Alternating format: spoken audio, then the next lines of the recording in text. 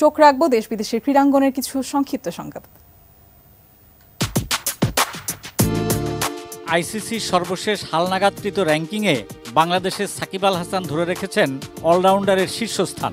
Batting এবং বোলিংয়ের শীর্ষেই আছেন সূর্যকুমার যাদব ও আদিল রশিদ।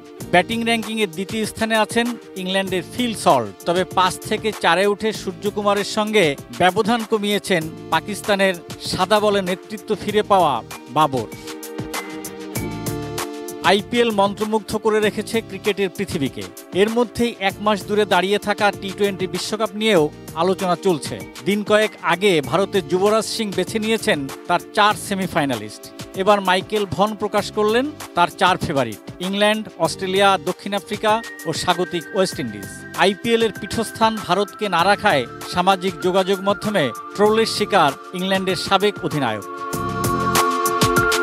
ভয়ঙ্কর গাড়ি দুর্ঘটনা থেকে তার বেঁচে ফিরতে পারাটাই অলৌকিক ব্যাপার।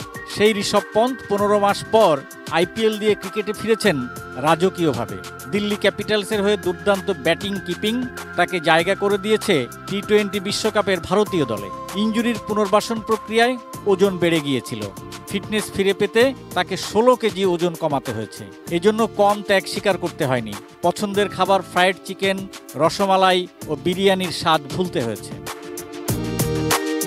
চুক্তির শেষ বছরটা মোহামেদ সালাহ অ্যানফিল্ডেই কাটাবেন বলে আশাবাদী লিভারপুল।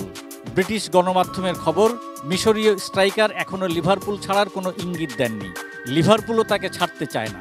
তবে বিদায়ী কোচ ইউর্গেন ক্লপের সঙ্গে তার সম্পর্ক যে মধুর নয় তা বোঝা গেছে গত ম্যাচে। ওয়েস্ট হ্যামের সঙ্গে ড্র করা ম্যাচে কোচের সঙ্গে বিতণ্ডায় জড়িয়েছেন। আর তাতেই সৌদি ক্লাব আল ইত্তিহাদের গত মৌসুমে দেওয়া 150 মিলিয়ন পাউন্ডের প্রস্তাব আবার আলোচনায়। পবিত্র Kundu, sports desk, ATN news.